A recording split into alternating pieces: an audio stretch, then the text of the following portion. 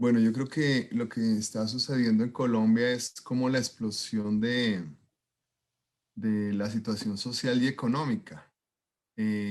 Pues la reforma tributaria yo creo que fue como la brecha que hizo explotar esto, pero la verdad es que el problema viene desde tiempo atrás.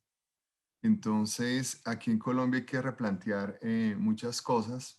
Si uno mira a la pobreza monetaria en Colombia ya en el 2020 está en el 42,5%. Es decir, que más de 21 millones de colombianos viven con menos de 11.000 pesos al día. Pues esta situación es bien delicada. 21 millones de colombianos con menos de 11.000 pesos al día. El coeficiente de Gini, Colombia siempre ha estado entre los 5 países con mayor coeficiente de Gini del mundo, o sea, de los países de mayor inequidad.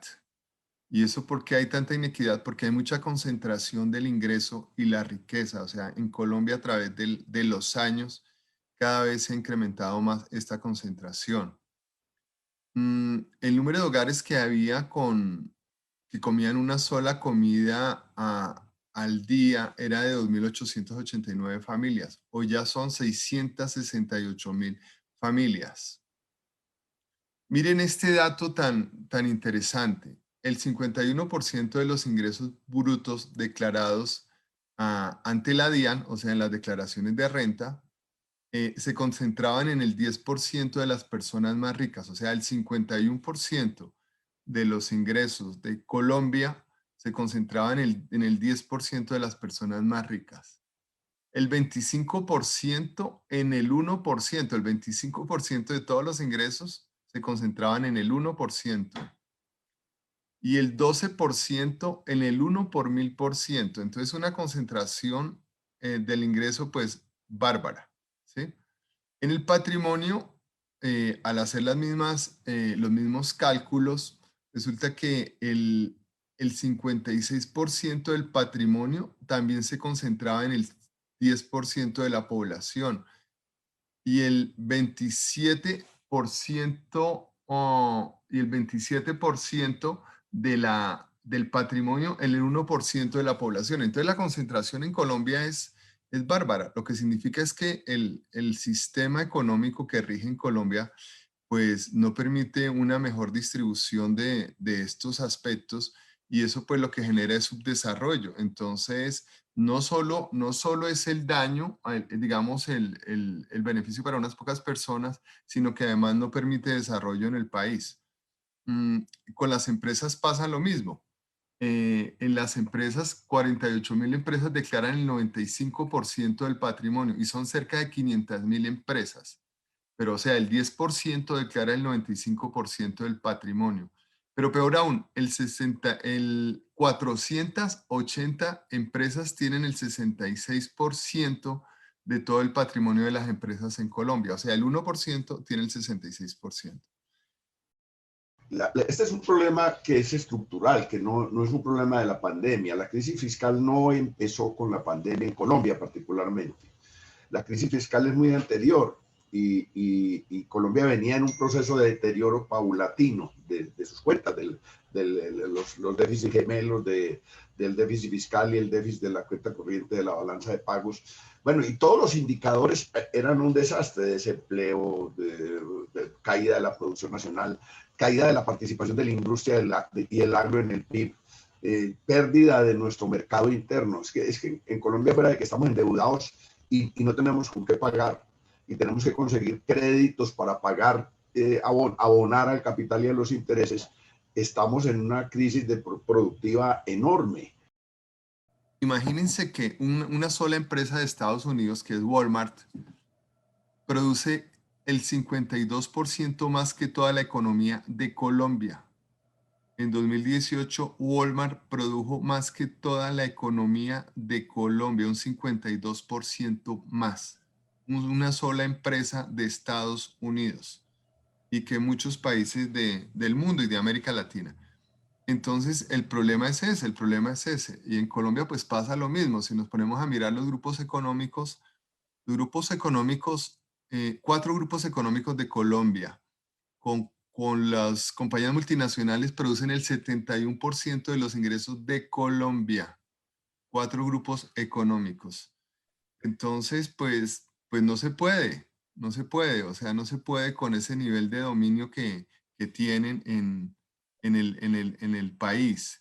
Entonces, mm, hay libros o documentos que dicen que tanta concentración, pues, acaban con la democracia y, digamos, se vuelven, manejan el poder político y manejan absolutamente todo.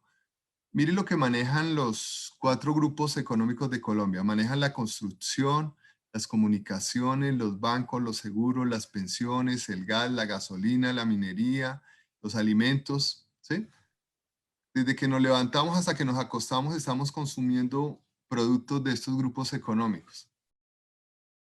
Es bien impactante que en medio de esta pandemia los países desarrollados hayan comprometido como gasto extra para atender la emergencia entre el 20 y el 25% del PIB.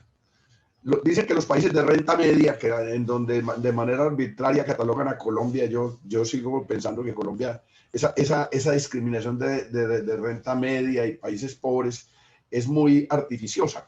Colombia parece como de renta media y hoy, haciendo la cuenta esta semana, la renta media es $5.000 per cápita. Así cayó dramáticamente la renta por per cápita en Colombia, el ingreso per cápita. Dicen que de 4.200 para abajo es renta media baja, dicen pues los sabios del Fondo Monetario Internacional. Pero es que si usted se compara, por ejemplo, con Argentina creo que está en $13.000 de Producto Interno Bruto per cápita. Estados Unidos está como en 60.000 y hay regiones europeas que tienen hasta 100.000 dólares de Producto Interno Bruto per cápita.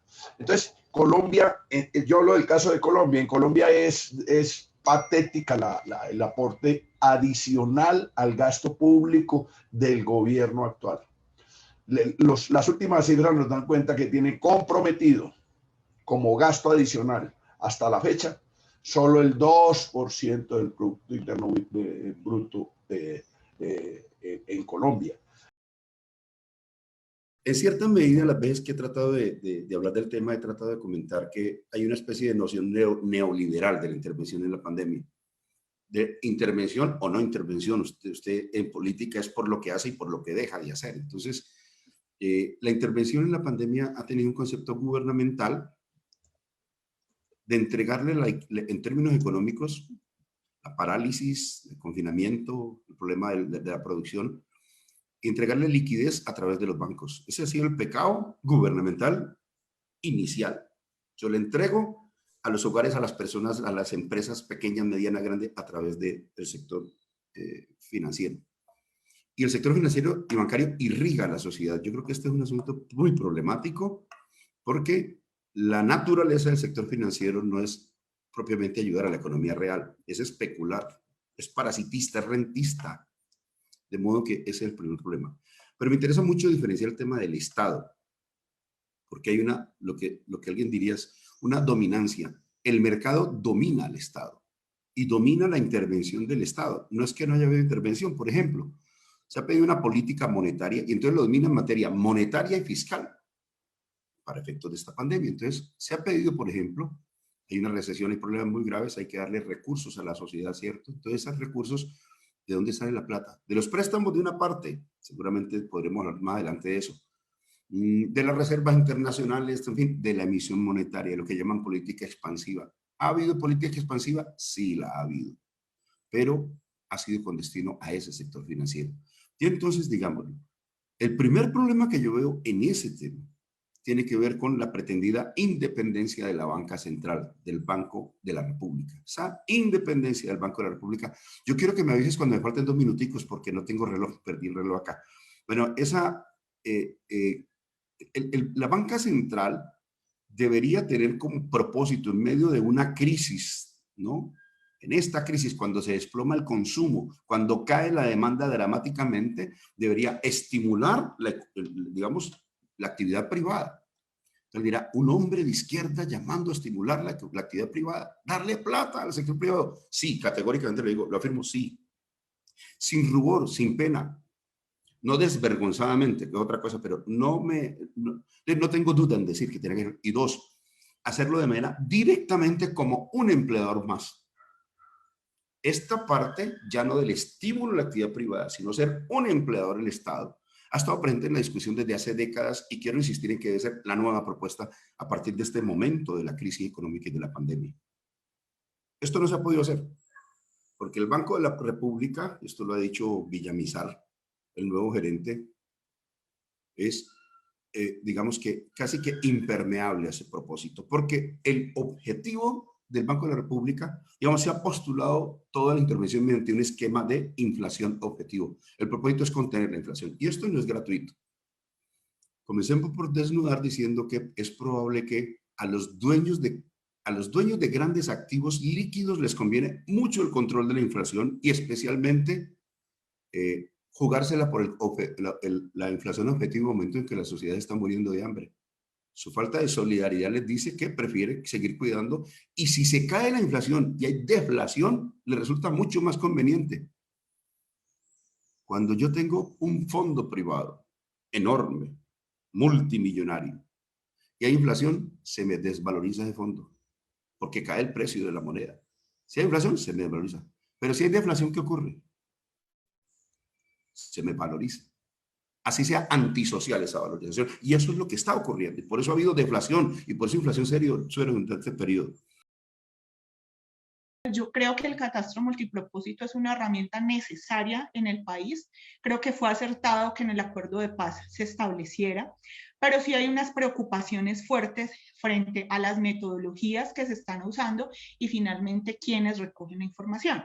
¿Quiénes recogen esta información? Se estableció que son unos gestores catastrales, en este caso casi todos están rodeados en términos, están, por ejemplo, las alcaldías, los departamentos, algunas asociaciones de tipo departamental, y esas son quienes van a recaudar y van a recoger la información y esa información efectivamente es la que va a aparecer en ese mapa. Además de esto, pues obviamente está el trabajo de la Agencia Nacional de Tierras, está de por medio también obviamente el DNP.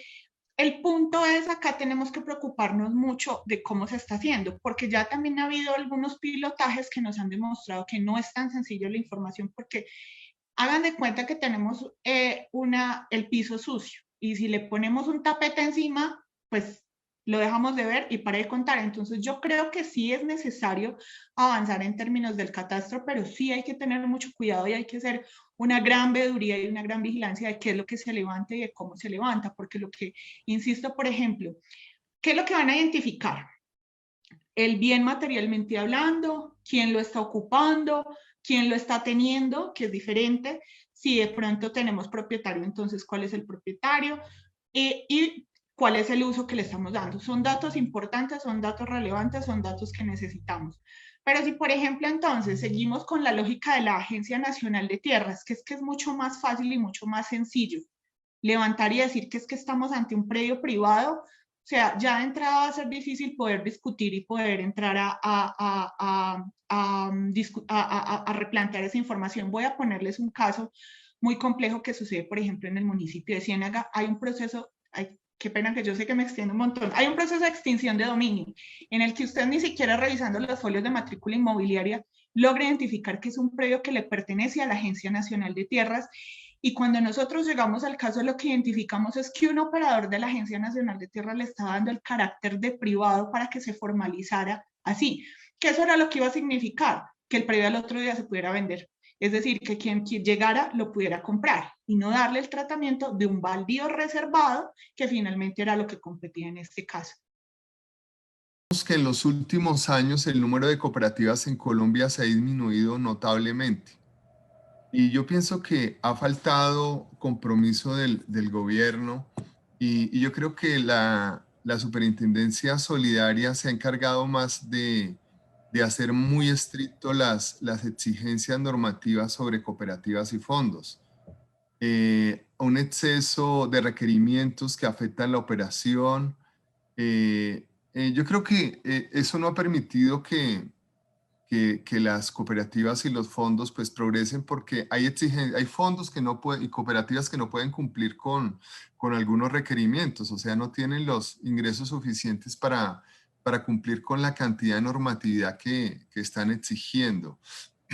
Hay otra cosa que es que no hace progresar al sector cooperativo. Por ejemplo, la apropiación de utilidades del 50% es absurda. Cuando uno mira los otros países del mundo, incluso aquí en Latinoamérica, Chile y Argentina, las apropiaciones de ellos son mucho menores. La tasa de impuesto en el sector cooperativa es del 20%, pero cuando uno mira la tasa efectiva de impuestos de los bancos, es del 16%. Es decir, que las cooperativas están pagando más impuestos que los bancos y con muchas más restricciones. No pueden distribuir los excedentes, mientras que los bancos sí, ¿sí? O sea, y las cooperativas, aquí yo creo que hay que acabar con un nombre que es con el ánimo de lucro y sin ánimo de lucro. Una cooperativa que pertenezca a 100.000 personas, o sea, los excedentes que va a tener, eso no son ánimos de lucro, o sea, uno que se va a lucrar con unos excedentes muy pequeños de unas cooperativas. Mientras que el dueño de un banco son 2 o 3 personas que ganan billones, eso sí es ánimo de lucro.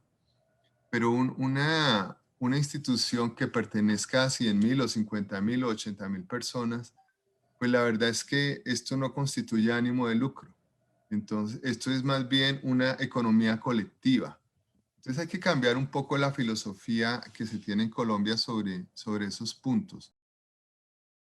Tenemos que reconocer la fortaleza que tenemos en materia de arte y cultura en la ciudad de Medellín y en Antioquia y pues en todo el país, pero que básicamente desde la movilización y tenemos que provocar mayor participación de las comunidades y provocar un cambio, una transformación en ese modelo económico que nos han vendido, en el que simplemente la vida para ese modelo económico no tiene un valor, pero sí tiene un precio. Eso hay que seguir insistiendo, hay que seguir trabajando en ese cambio.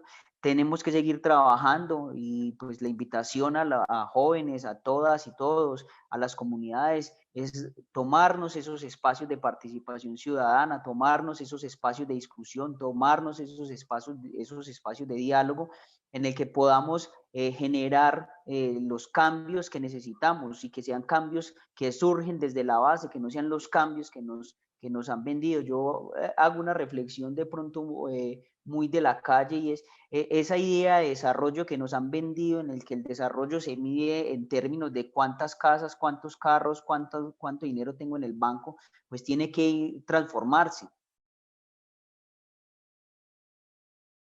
Entonces, yo creo que hay mucha oportunidad en el cooperativismo o en el sector solidario de generar negocios, de hacer pues en algunas partes del mundo ya se está hablando del intercooperativismo y es producir sinergias entre los diferentes sectores del cooperativismo. Lo que pasa es que el cooperativismo también está muy subdesarrollado. Cuando uno mira en Colombia, más del 70% es financiero, pero usted no ve casi no ve cooperativas agrícolas, casi no ve cooperativas industriales, casi no ve cooperativas comerciales.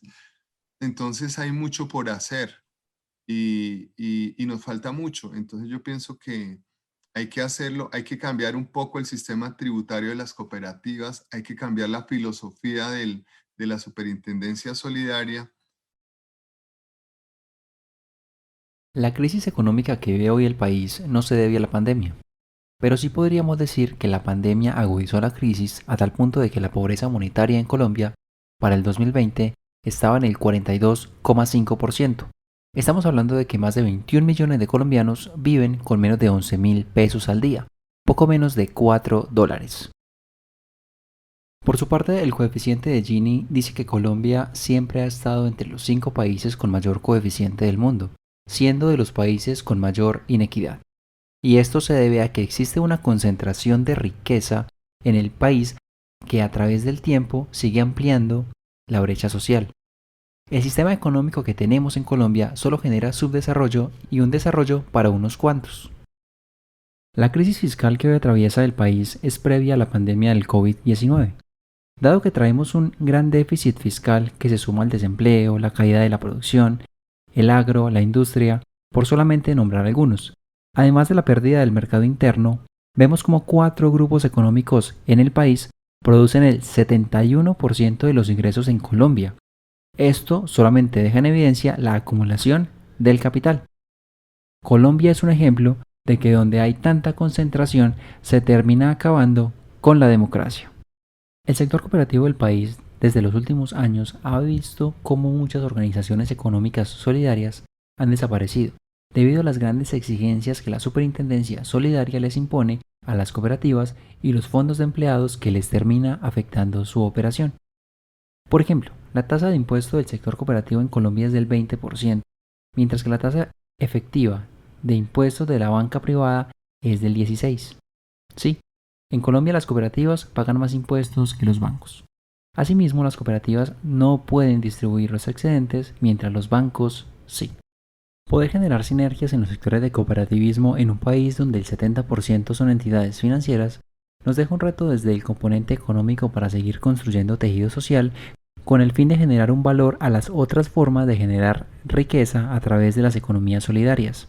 Los ejercicios tanto colectivos como regionales que se vienen tejiendo en las diferentes regiones del país, tanto en lo rural como en lo urbano, terminan asumiendo un eje transversal y es la paz. Desde la firma del acuerdo en La Habana en el 2016, en el gobierno del entonces presidente Juan Manuel Santos, el fortalecimiento de los emprendimientos solidarios se convirtió en parte de una agenda para la construcción del tejido social en el país. La economía social y solidaria permite una mejor calidad de vida de las comunidades productoras y consumidoras a partir de sus formas organizativas, las cuales terminan generando un modelo de desarrollo integral, diferente y sostenible para toda la población colombiana.